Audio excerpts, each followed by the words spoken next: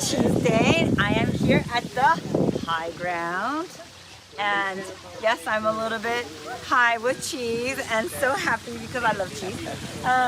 We just laid some flowers at the Korean War Memorial, this beautiful sacred ground, which I'll explain later why it's designed the way it is. But I want to introduce you to my uncle, Bobby. Hi. Who drove, what time did you leave to get here? 4:15 in the morning, but it was certainly worth getting up early for. Oh, 4:15 in the morning, and our ceremony started at 11, so that's a long drive. Right, but it's worth it. Like I said, I wanted to come and meet Ms. Kim and be yeah. here for the memorial celebration here, anyway. And you know, we had a wonderful turnout considering the weather, which could go any direction now. So, but, Uncle Bob. yes. People are thinking, why is she calling you an uncle? What is this whole thing on your head? So explain why I'm calling you my uncle. Okay, well, I served in Korea in 1966-67 on the DMZ in Korea, and the Korean War was not over then, and it's still not over. Yes. And our soldiers were dying then.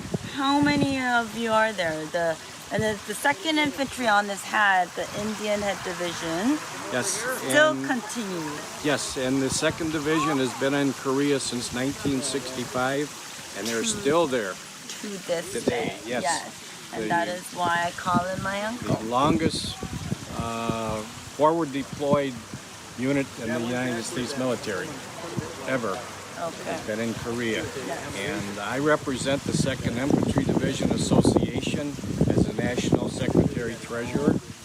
And again, our association wants to thank Hannah so very much for what you're doing for our Korean War veterans. And I was fortunate enough to go back to Korea in 2015 for the 50th anniversary of the 2ID being there. And just an amazing, amazing country. Wonderful what the Korean people have done. You mentioned a while ago, the 11th largest economy in the world. Where there used to be dirt roads, there's super highways now.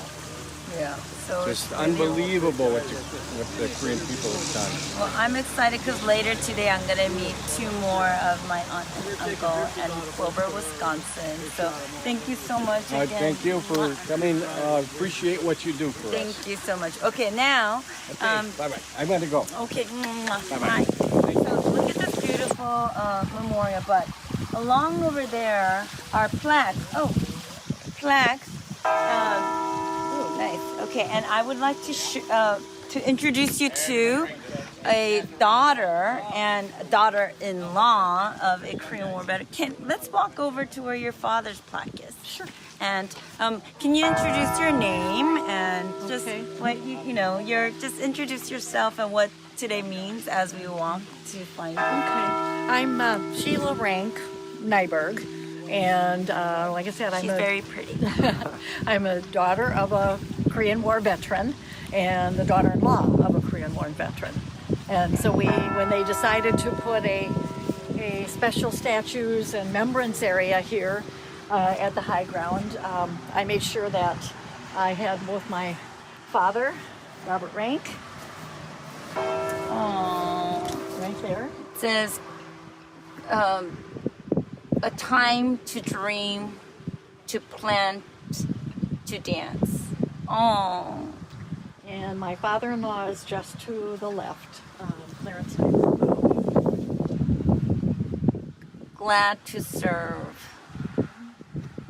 We're both in the Korean War, and we're glad to serve. And my dad's is mostly about he was a forward thinker, and he would always take seeds and plant them in different people's flower gardens, and they'd always have surprise flowers. It was always a kick for him. That was always a fun thing. Not just he'd take my mother. He'd take the seeds out of my mother's flowers, and he'd go to the next door neighbors, and he'd be throwing seeds in their gardens. So that was always the fun thing. I love that. He was a dancer. He had 4 daughters, so he taught every one of us how to dance. You must dance well too. That waltz, we can polka with the best of them. So those were a few of his I would favorites. love to have met him. So, but it We'll is have to do another live video where we get to see you then. Oh, yeah. yeah, there you go. But Clark County, Wisconsin is a very special place, and I've been from this area all my life. But we wanted to give you a little token to remember us by your visit, and it says, Clark County, enjoy the view. Aww. It's a pretty beautiful area as this is. You know what? I honestly today felt like a family reunion. Everybody was so just welcoming and warm about me just being here. So thank you so much again. Thank you. Not only for being here, but of course for your father and your father-in-law's service. When you mentioned July 27th, that's Oh yes, that's This is the coolest thing on earth. You all know that I'm obsessed with 727. my birthday is 727.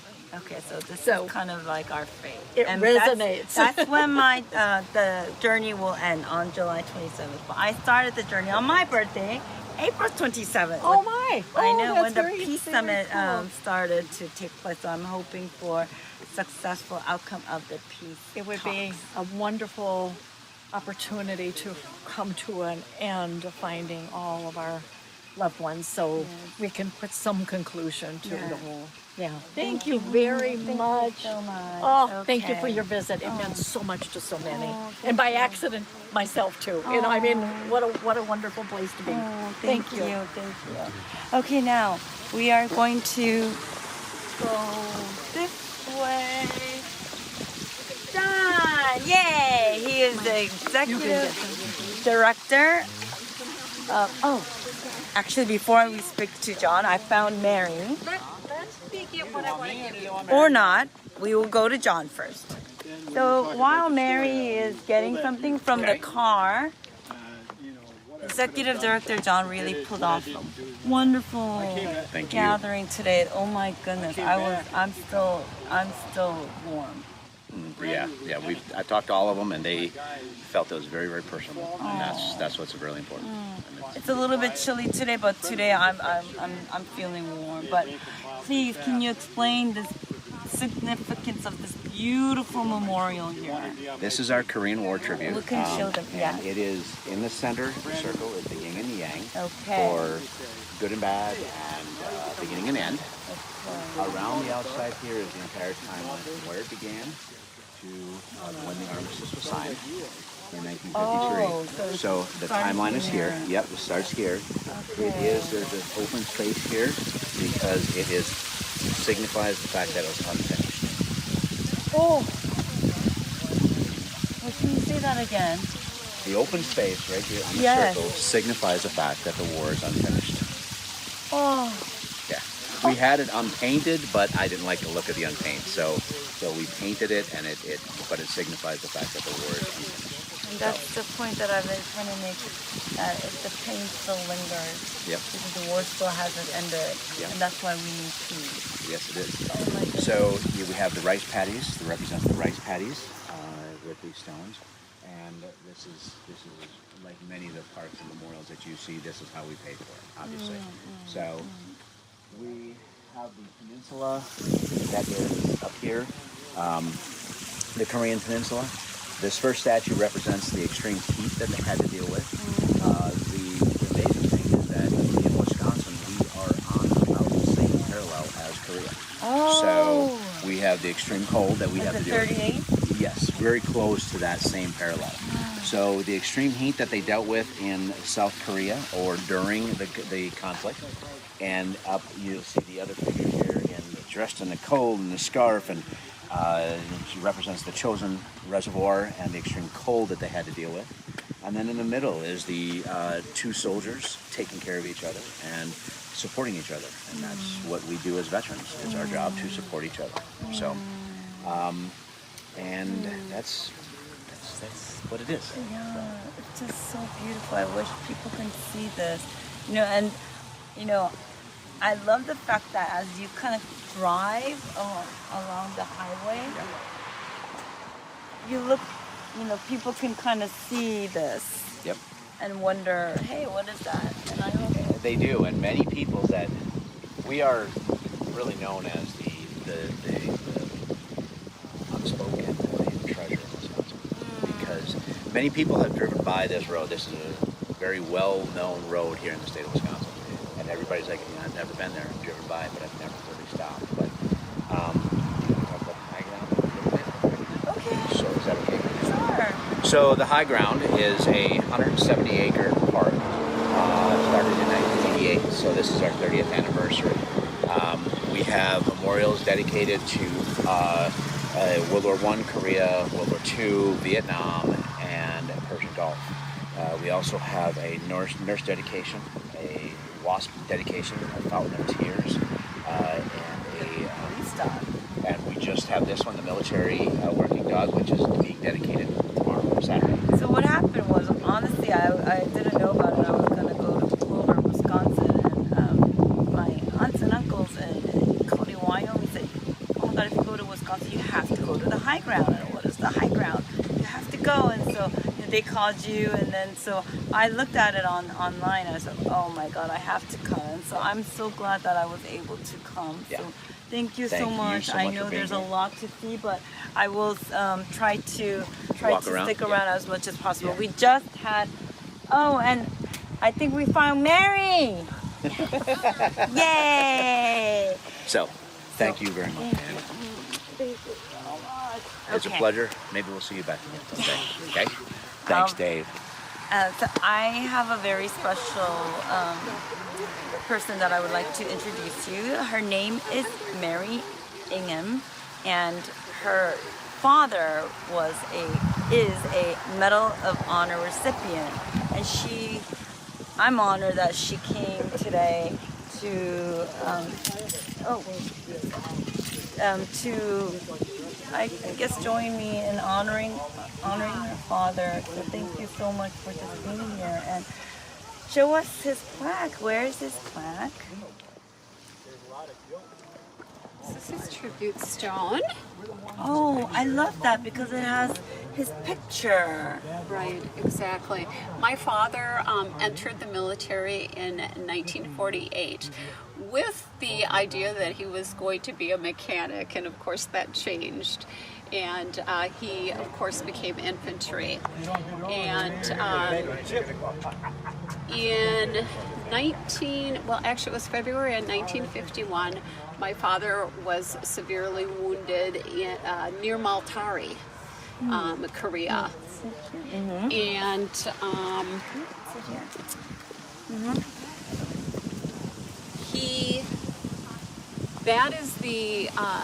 that incident at Maltari is the incident that led to him being awarded the Medal of Honor. And he actually remained in the hospital for 2.5 years on and off. Went through 23 surgeries to repair the wounds that he received that day. In 2014, actually over Armistice Day in July, I had the honor and privilege, along with my younger brother Jim, of traveling to South Korea to represent our father, who was awarded by the Republic of Korea the Order of Military Merit, Which is the highest honor. highest honor there. And when we talk about a gracious country, the gratitude, the open arms, the thanking us over and over again for our father's service was phenomenal. Such a beautiful country. And I do plan on going back. I will make it back, absolutely. But I and my siblings, we try to attend as many things as we can in order to honor and memorialize our father. But it's not just our father, because my father wore the Medal of Honor for all those that served. And exactly, especially those that did not come home. And that is why I just every day pray that we will be able to return those MIAs to South Korea and to the United States. Again, to bring comfort and some closure to those families, those loved President ones. Trump is listening, right? I know, exactly. I do too. But above and Maybe beyond, he's watching this. I just want to say to you, thank you so much for taking time out of your life to say thank you and pay respects to our veterans. We must never forget. Our jobs are to educate and to not ever forget. And there's just no end to being able to say thank you to these veterans for what they have done. And it's not only the veterans, it's the families too that have sacrificed. Yes. So we have to remember that also. But what I want to do is I would like to present you on behalf of my father, but from my family to you, my father's Medal of Honor Challenge coin. Oh my gosh. And if you notice here, my father was awarded, his actual incident that he was injured near Maltari was February 26th of 1951, even though he was awarded the Medal of Honor from President Truman at the White House on July 5th of 1951. My father received 2 Purple Hearts and the Medal of Honor, Oh my among other goodness. things. So we would like This to be is honored for you to have that. Tremendous honor for me. I'm also going to give you, Oh my gosh. after my father passed, our community put together a special tribute to my father. And they named the post office, well, actually, it was on his birthday. He was still alive the year before. They did a program for him, and they named the post office that day. The Eider Igman Station did a special stamp, created an envelope. There's my father being awarded by President Truman, and inside you will find his story. And I'd like to give you that also. Wow, this is a tremendous honor. I mean, I was also honored to visit President Truman's library and lay flowers at his grave. So, oh my goodness. We must continue to tell our veterans' stories and have them tell their stories. We cannot let their legacies be forgotten. That's our role, our job. Thank you. Oh, thank you to the entire family. Absolutely. And what, if you don't mind, this special pin that you gave Yes. in honor of my father, Yes. I'm going to place on his headstone at his grave. People come by and they lay things there, and you know, it's just amazing. Nothing is ever touched. It just stays. So that's your gift to him. Thank you. Besides what you were doing. Oh my God. Thank you.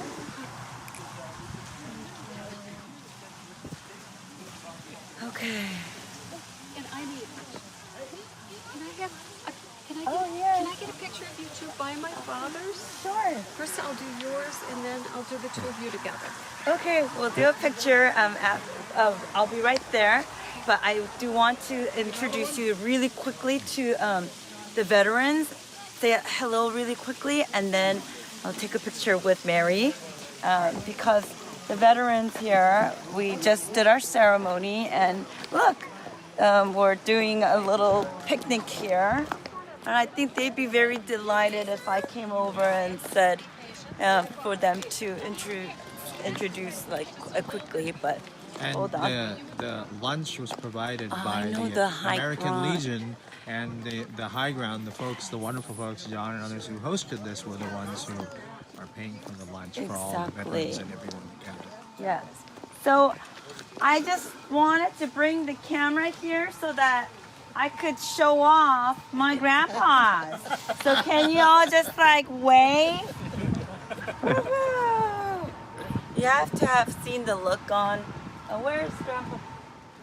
On his face when I was like, "Hi, Grandpa!" And he literally, his face turned white. He's like, "Oh my God, I'm in trouble now." Yeah, he was like, "I'm in trouble now. Where did you come from?" But yeah, so as you guys all know, as I'm traveling to all the states, I'm calling everybody who served in the Korean War my grandpas, because if they didn't fight in Korea, I wouldn't be here. So thank you again so much for being here today, and everybody, please continue to follow me.